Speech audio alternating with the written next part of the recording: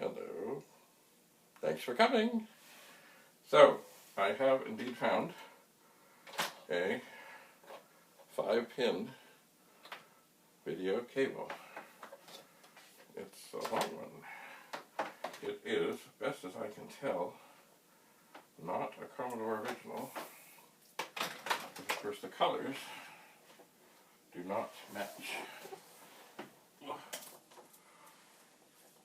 Oh, I see what I should have done. Oh well. I'll get there. Yeah.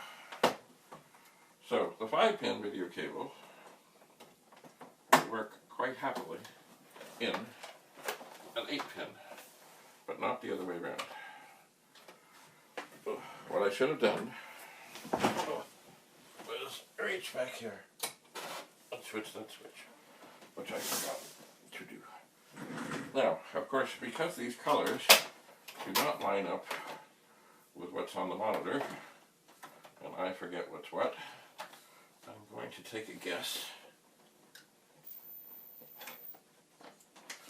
that the red one is video and that the white one is audio. The video cable, so the video connector inside the monitor is yellow, the other one is white. It makes perfect sense, but probably I'm wrong. Let's just see what happens. We have power, we have a picture. Now this is not, of course, one of the machines that we need to test.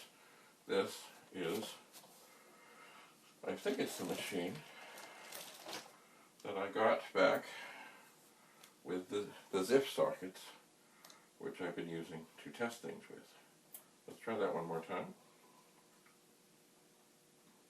Okay, so, by the way, when I troubleshoot things,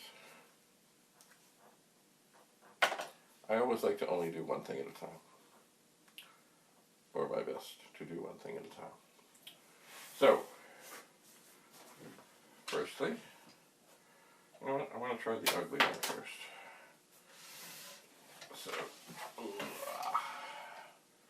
So, turn this off. We pull out this power connector that comes from the modified Commodore 128 power supply. That has a funny end on it, which you really have to be careful to get it in just so. I mean, it won't go in the wrong way, but it's also, you gotta make sure you line everything up. It doesn't have a dim thing on it. And working in the dark here. Where are we going in? Okay, so the power switch is off.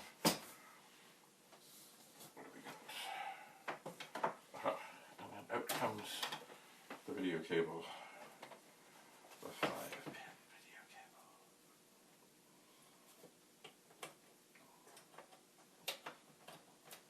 cable. So, if this machine works, I know I have it connected to a power supply that is good, to a monitor that is good, to a cable that is good.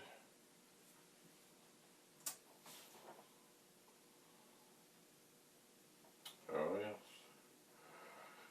So it's good. Now, I can tell already whatever board is in here is early.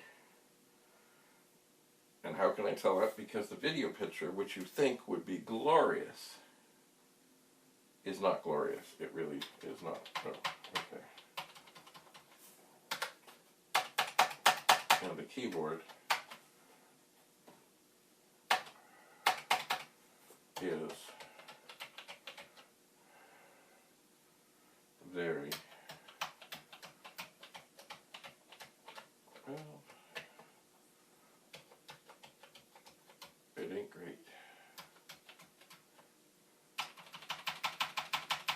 Sometimes if you hit letters enough, they will work. Anyway, keyboard definitely needs cleaning. Like so far.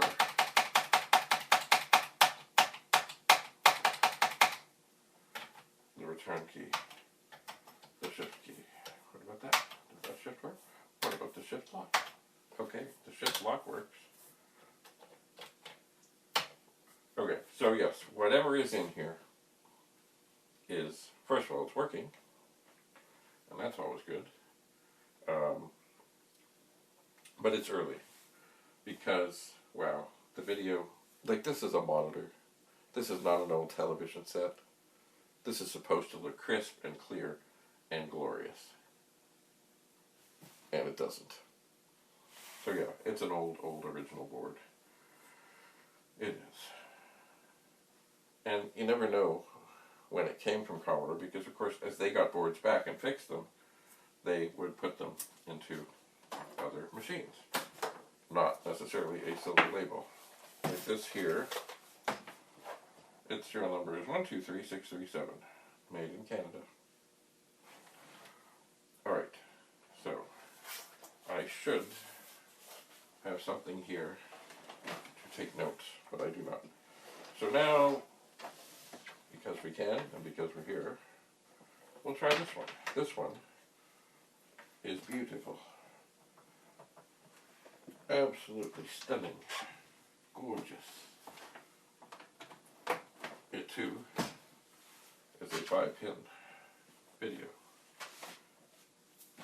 Remember, these are the two that I opened. They were in a box in the garage that I had long ago forgotten about. Long ago.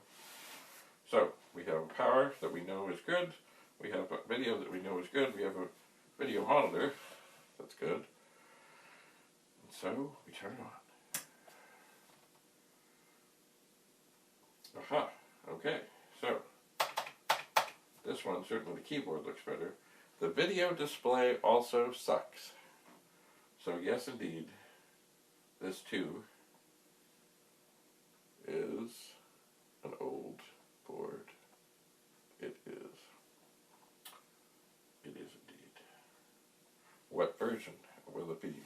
I suspect, from what I know, and I can't remember the numbers off the top of my head, but the original boards, there were 3 versions that I know of, and they were A, B, and C. And of all things, B was the most rare, which I don't understand. Because a while ago, when I had in my possession the oldest Commodore 64 known to exist, with a serial number at the time, which was originally owned by Jim Butterfield, it had a very early board, which was a revision B, and YA was, maybe A came after B, and then came C. I don't know. I just don't know. Somebody else might know. Anyway, so we have what appear to be 2 working Commodore 64s, and certainly this keyboard seems to be quite happy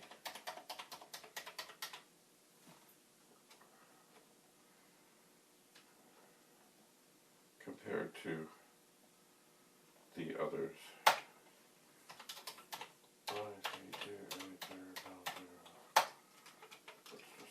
I wonder.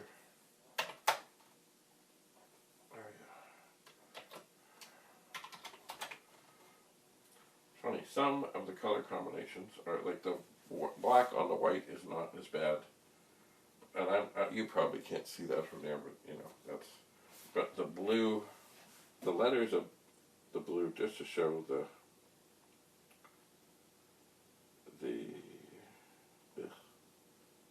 like the blue letters are just awful compared to switching it to black and white. Like, and you know what, the colors, the startup colors are not very vibrant at all. And there's a lot of lines and they bleed, and it's just, it's old. It is. It's just one of the originals. Well, that's exciting. I guess we don't have to dig too much into these in terms of diagnostics, but I suppose I should do something to give them a test. I should. I think what I need to do, much like before when I had to go search for a cable, is I have a diagnostic cartridge that does all kinds of things. And of course, do I want to hear if the synth chips work? Well, yes I do. And do I want to open these up and look at the boards? Well, yes I do. Am I going to do that right now? No. No, no, no. For, I guess the biggest reason, and I'm not going to do all that now, is, well, hang on. It seems my pager is going off.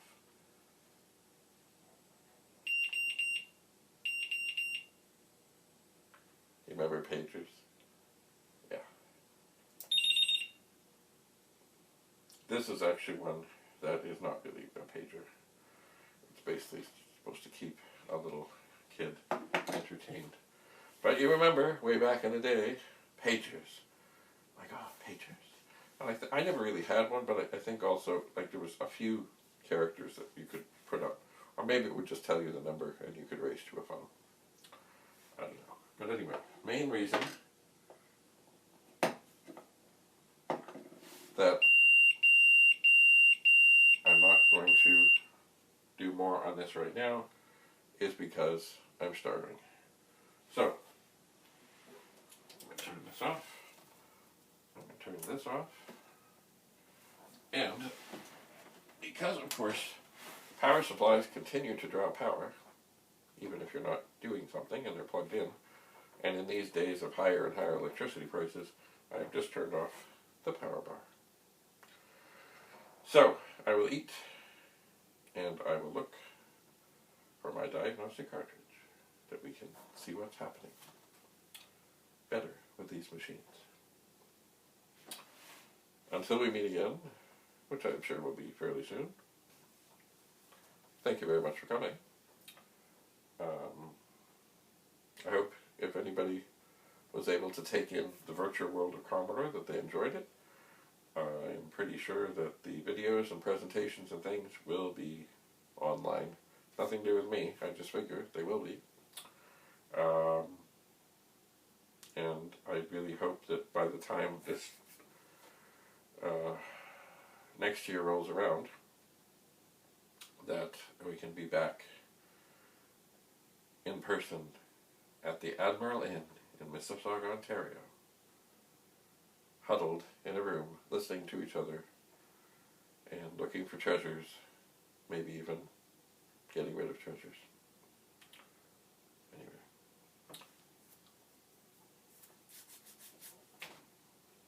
Enough for now. Onward. It is time to eat.